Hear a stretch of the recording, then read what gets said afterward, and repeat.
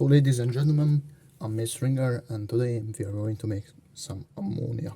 The first step is to have our solution, which is going to be some sodium hydroxide and some urea. The problem is that you can't really buy it. Are restricting the cars, so the diesels go out of the EU sooner or later, and they wanted to make the emissions better, that they made basically an Abdul system, AdBlue. Just we call it Abdul because it is like really trash. Diesels are really not that good with the AdBlue system either. So main point is that Mr.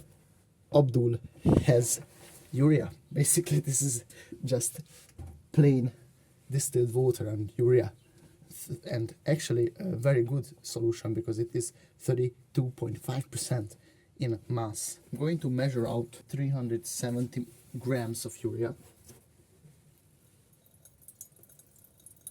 then put in some 160 grams of this other stuff, sodium hydroxide. Fucking allergy, bro.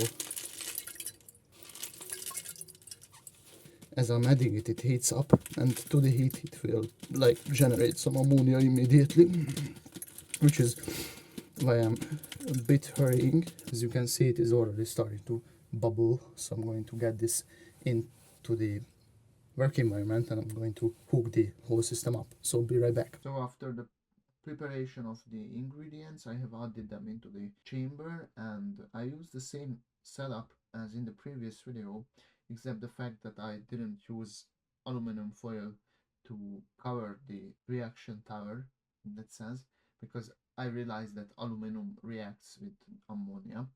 So I use plastic instead, and I put bearing bowl into the plastic foil into the middle of it so it weighs it down. With this setup, I have probably saved a lot of ammonia from evaporating into the atmosphere. So after the reaction has took place and I have finished with everything, I kept up the yield into a mason jar, sealed it up, and then after, I don't know, 2 months of waiting, I have finally came up with an idea. I titrated it basically, and here are the results that I have gotten. So first, I used acetic acid. On paper it should have been 20%, but because it was a bit opened, so it evaporated. So first I have measured the weigh and weighed out 20 milliliters of acetic acid, which weighed at 20.49 grams. Calculated out the density here, used the good old ChatGPT. So the density of the solution was 1.245 grams per milliliter. The 20% acetic acid should have been 1.05. So you can see it is almost like, it is not even half, it is less than half. So it calculated it out. I'm going to just scroll down to a concentration of 9.8% of acetic acid by weight. He just calculated out the mass, which was 2.008 grams per the whole solution. And then I have added 10 milliliters of my ammonia solution, and I have measured the pH with the pH paper, and it turned out yellow, so it was neutral. So the neutralization took exactly 10 mils. He calculated out that the solution was 1.67 mol, the acetic acid solution. So I have said, yeah, 10 mils of ammonia. Here's the reaction: ammonia plus acetic acid. This is ammonium acetate, or whatever they call it. So because it is a 1:1 molar ratio, the molarity of acetic acid is 1.76 moles. We calculate out the moles of acetic acid that have reacted with the ammonia, and that turns out to be this much, 0.0334 moles. And then we can calculate out this much. Basically this is 1:1 ratio, so this much acetic acid reacted with this much ammonia. So totally this moles divided by the amount of volume turns out to be 3.34 molars. This is the amount of mass of ammonia, that is this much moles. And I have calculated it out and measured 10 grams of the ammonia solution that I have had, and it turned out to be like 9.91 grams per 10 mil. So where is it? Yeah, here. So 0.991 gram per milliliter, and he recalculated the whole thing, and it turned out to be 5.7%. And I have weighed an empty jar, just like the one that contained all the ammonia solution. I zeroed the scale, then I have put on the other, so there might be like 1 or 2 grams or maybe like 10 grams of difference here, but I don't think so because these jars are like just similar, they are basically the same. I have weighed 628 grams of the solution with the 5.74% by weight concentration. We can calculate out how much mass of ammonia I have totally made, and this is 36.4 grams roughly, and the efficiency should be 51 grams by nature, because I have started out with I believe 160 grams of sodium hydroxide and 120 grams of urea. It should give us 51 grams of ammonia total. We divide the actual yield by the theoretical yield, which turns out to be 70.51%. In summary, we have achieved a 70% of efficiency. Now, how could we improve this yield? That I have shown you my system, and probably I could use a reflux column and a more like expensive setup, obviously. But what I could actually buy is a inexpensive a magnetic stirrer, and I could put a stir bar in it.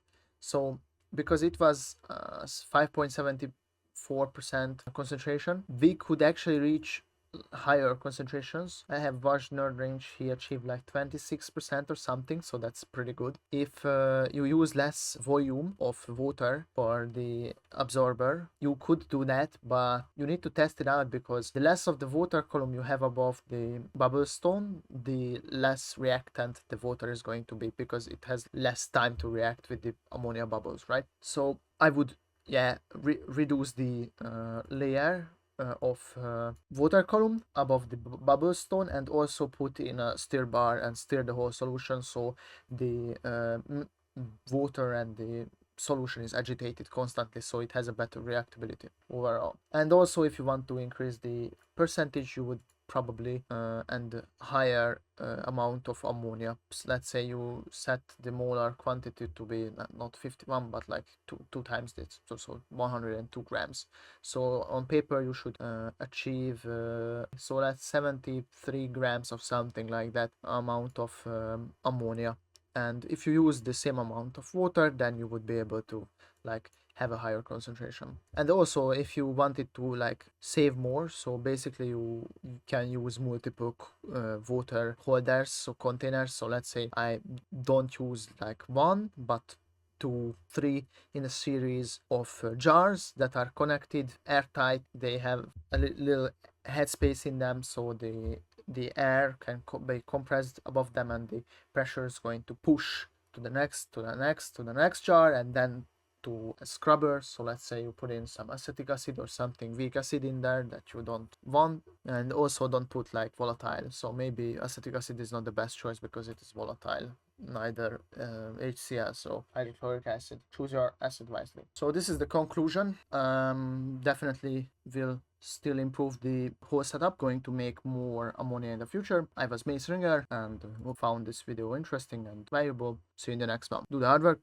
especially when you don't feel like it. Mwah. If you watched this far, you have top 1% attention span, and my respect to you. Why are we still here? I have a paid product that you can buy, and it is in the still development phase, so you are not going to be able to use it right away, but my coaching package is ready to go, and you can like book a meeting with me whenever fits you. And also it is like half of the price right now, so it is a 50% discount. So instead of 200 bucks, you can buy it for 100, because it is still in the development phase, and I respect the choice that you are supporting me. I know that this is a chemistry video and all this stuff, but self-improvement and all these things still fucking, they still apply to you. I have found chemistry YouTuber that was really intelligent, and my full respect to him in that sense that he was really knowledgeable.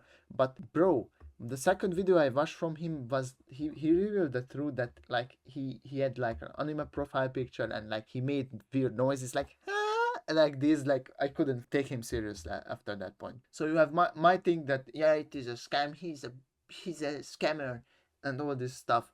No, it's not a scam. I will refund you in 30 days. I am a taxpayer and I need to, if I give my word that I'm going to refund, then I have to refund because I will get to jail and like all this stuff. So no, I have made a like 20-minute video on going through all these things, what's in it for you and all this stuff. So I destroy your limiting beliefs.